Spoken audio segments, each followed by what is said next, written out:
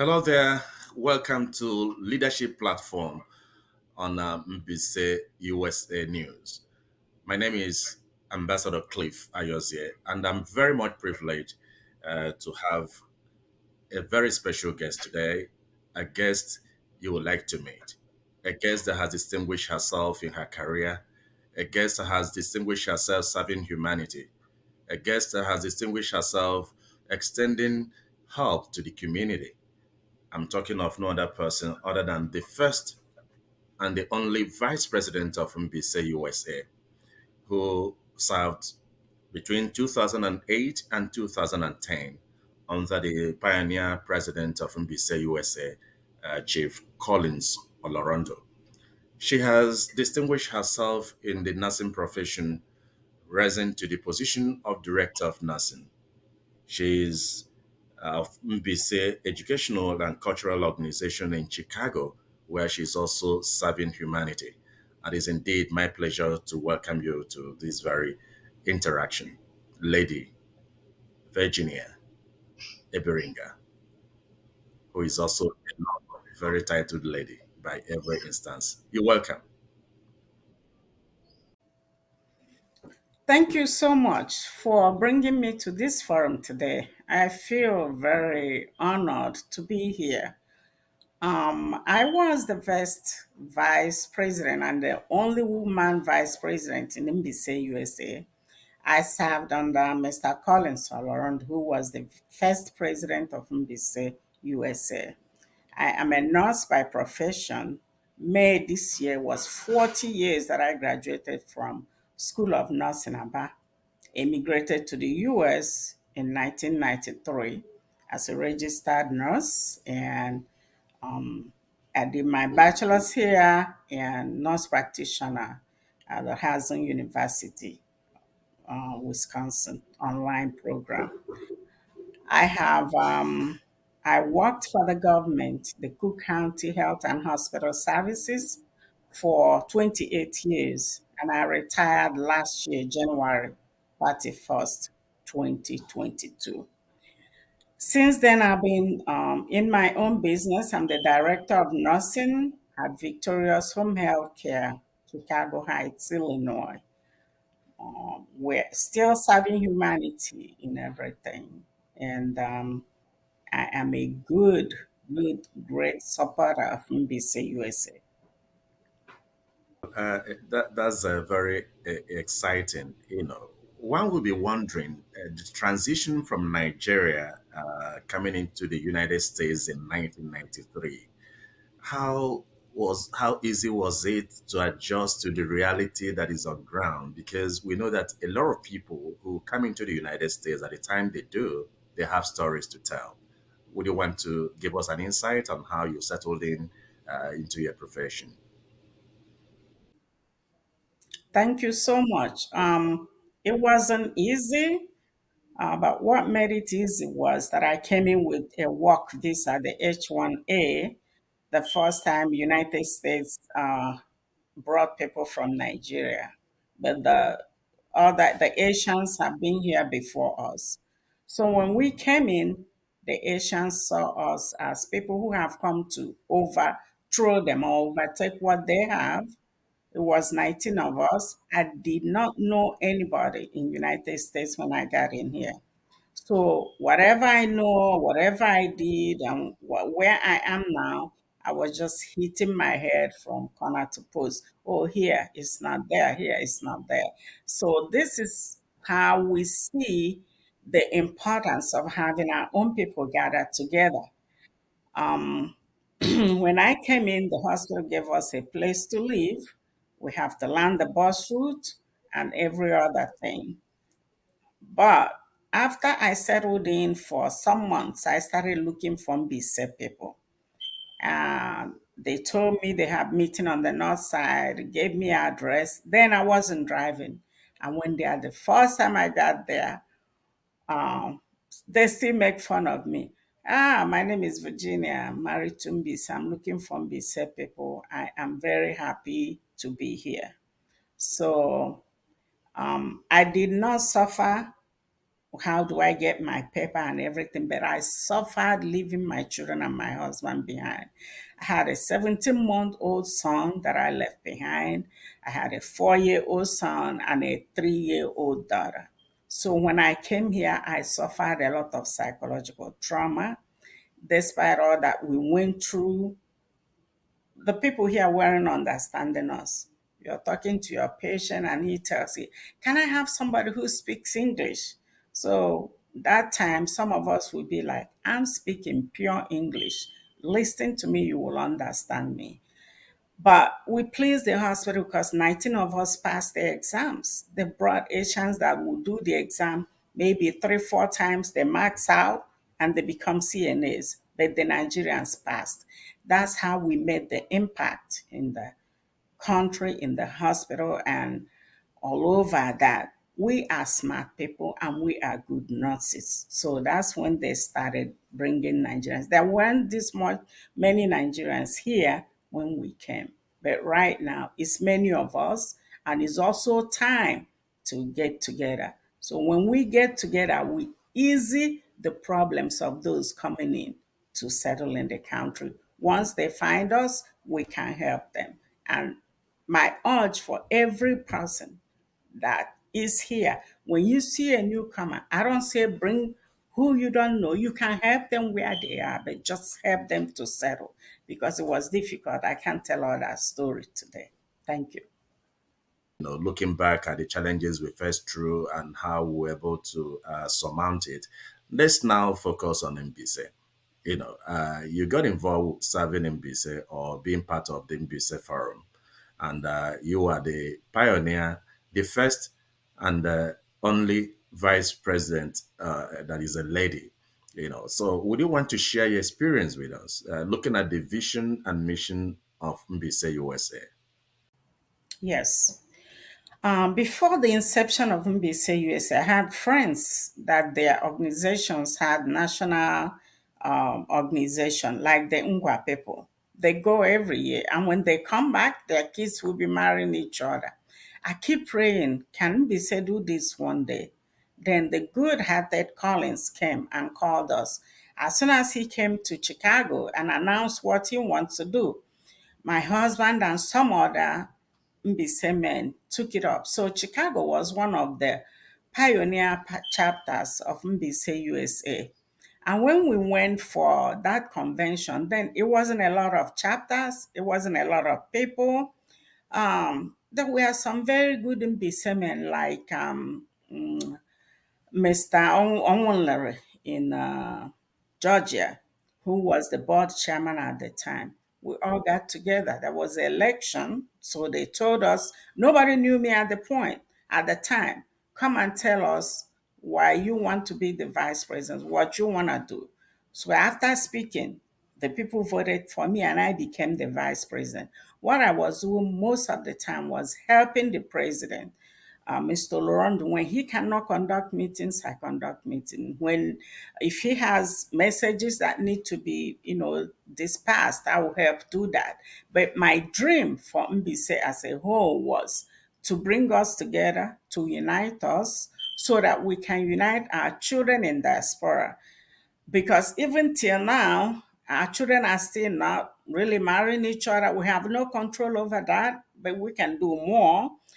They are going out, marrying other people. So if we continue this way, once in the future, our culture will be buried somewhere. We will be people that doesn't have culture. But what I love about most of our kids is that they still try to bring their own culture. Right now, I think we are achieving that. Most of our kids are drawing the other races into us. The white, they don't go and marry in the beach and say, hey, mommy, I just wedded. They say, I must have the traditional wedding and everything. So we are drawing other culture, which was one of my dreams. Another dream I had then was, how can we help the people at home? And NBC USA is doing great with that. It is doing great. I mean, initially, it wasn't easy. I know I will get there and I will have to say a lot about the metamorphosis of this organization, what it has gone through to be where it is and everybody's contribution. So that was my dream, to take it home, help people, draw our culture, draw other people into our culture instead of us getting lost in other people's culture. Yeah, it's not easy because if you don't take your time, you get consumed by other people's culture, essentially, when the environment is dominantly that culture. So you look at MBC the way it is. Look at this vision and mission because a whole lot is in the works. From the time you were there to what you observe currently, let's share some experience with us. Okay. At the beginning, it was a happy event. Everybody wanted to be there. And man, being what it is, we all have our intentions. Some were there for their own personal gain, and some were there for the gain of the wider population. Mbese USA has passed through a lot. We had leaders that really came to serve Mbise and take our joy home, take whatever we have home. I know at home, Nigeria is not a poor country to say, but we have very poor management. So our economy is becoming bad. The health system in Nigeria was better when I was a student nurse from 1980 to 1983 than what it was now. Then we had consultants that went to school abroad, were doing great things. Now it is us only. And most of our people don't have that experience because the educational system is not built to give them the experience that they need. So we take things home from here. We've been doing medical mission. It's been going after Collins.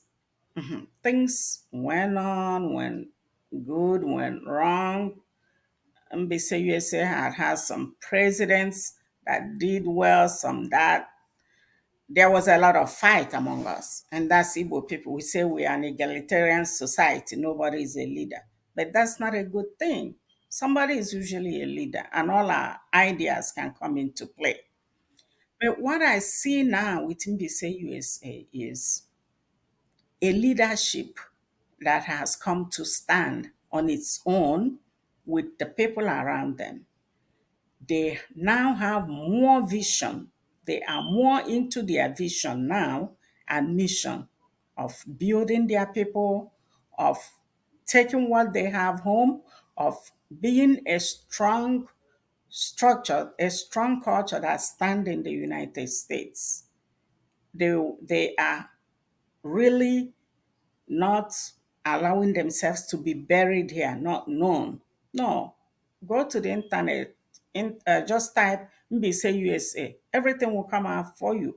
This is the world of the www dot. That is, the world is one. So if I type your name there and I don't see you, then you are not part of this world.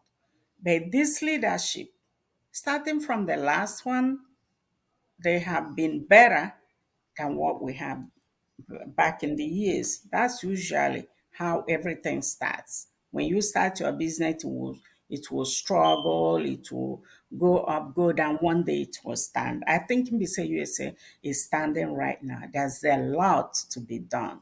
Like I tell my chapter, let me tell you, this is not the time to get out of this organization. In the years we've had chapters go out, this is not working. But if we all go out, who will build it? The administration we have now, they are selfless. They put, like the guy that started it, they put their resources into the organization to make sure that we stand and we grow. There's a big plan from BC University. There's a big plan from BC Teaching Hospital. There's a big plan for the teaching hospital. And this money is not going to come from the people. Can you contribute $1, $2? And the people are suffering like we always do in Africa. But this leadership right now, they have very big foresight to dip into the resources that's available in the world, in the United States, to help Umbise to stand and be one of the standing icons in the world. Oh yeah. When we talk about mentorship, you're already there at the top, and we are so cautious of the fact to create a platform, a transition that the younger ones could key easily into what is happening at this stage. What are the women like you and others who are in leadership positions doing to create, a good platform for you to have others, be part of it by making them associate themselves with the affiliate chapters and membership or organizations? Um, I believe that that can be done and that should be done because my experience is, I don't know why I keep forgetting her name from California. When she was the leader for the youths, she mostly worked with California kids. The other MBC youths only get involved when we come to convention, and not every parent is, able or financially capable of bringing their kids to convention. I believe this being the world of internet, they can have all these kids. Every chapter have their own youth chapter. Every chapter have their own youth chapter. Then they have a national chapter where all Mbise youths can communicate through the internet. There are several ways. They can communicate through phone, through emails, through Zoom or forums like this. And then they come to convention. When they come there, they then see themselves face to face and know each other. This should be what whoever is a youth member should be doing. And if it is done in my own chapter, I will support it. I have been raising this when my kids were young. There is a group of Mbise youths that is completely missing in our thing, the young adults. I started from the time of Mrs. Akechama to say we can bring our young adults in to have their own organization, but we all will have one convention. So if they interact nationwide at the convention, they come together to know each other. This is the path I would like to see Mbise USA do better in the future. So, what word do you have looking at the convention in Dallas? How everybody should see to it that they were present and have a talking stop to move Mbise forward. If we say everybody bring your kids, the young adults are not going to come. They are very busy. They all have their own schedule that they work with. But if we start to create a forum for them where they meet, where they talk to each other, and then have their own set of Mbise USA that communicate with our own set Mbise USA. And when we have convention, they come on their own. And then at one point, we all meet together, hear from them, they hear from us. I believe that that's what we should do and not bring them. You can bring anybody. I mean, you can bring one or two. Well, we actually have that in the play. We have the Millennium Night, we have the Town Hall meeting for the youth, and we have a special program of Ntozuke, to midwife them into the process of adulthood, which is Iputebri in most communities and all that. If parents could let them cue into all those programs, I believe it would be a step forward to integrating them into the system you know. Now, let's have your last word because people talk about MBC in different parlance. What is your picture of an MBC person? Hmm. Mbise person is a very enterprising person. Mbise person is a very resilient person. That is probably where the problem arises with other people. When they see you very enterprising, very resilient, and focusing on your success and nothing more, if they cannot beat you, then they start talking about you. You are bad, you are this, you are down. I don't see Mbise as that. I don't have picture of all those they say about Mbise. Of course, what people say about you does not make you. It might be who you are, it might not be who you are. Whatever they say about Mbise is out of envy. Think about this. You cannot, if you have 10 Mbise families here now, you probably get about five, six, seven, or eight, or even 10 Reverend Fathers, same Reverend Sisters. There will be graduates. I mean, every family is having it, and every community is having that now. But Mbise started from the beginning. They were having 12 children, 13. The father and the mother will struggle to train one, and that one will help. Out of the 13, maybe 10 will be graduates. So when people see this, it baffles them how it happens. So Mbise actually is the, like Igbo is in Nigeria. Mbise is that in Igbo land. The Nigerians see the Igbos as people who come to take everything. Not, no. It's because we come to build and expand.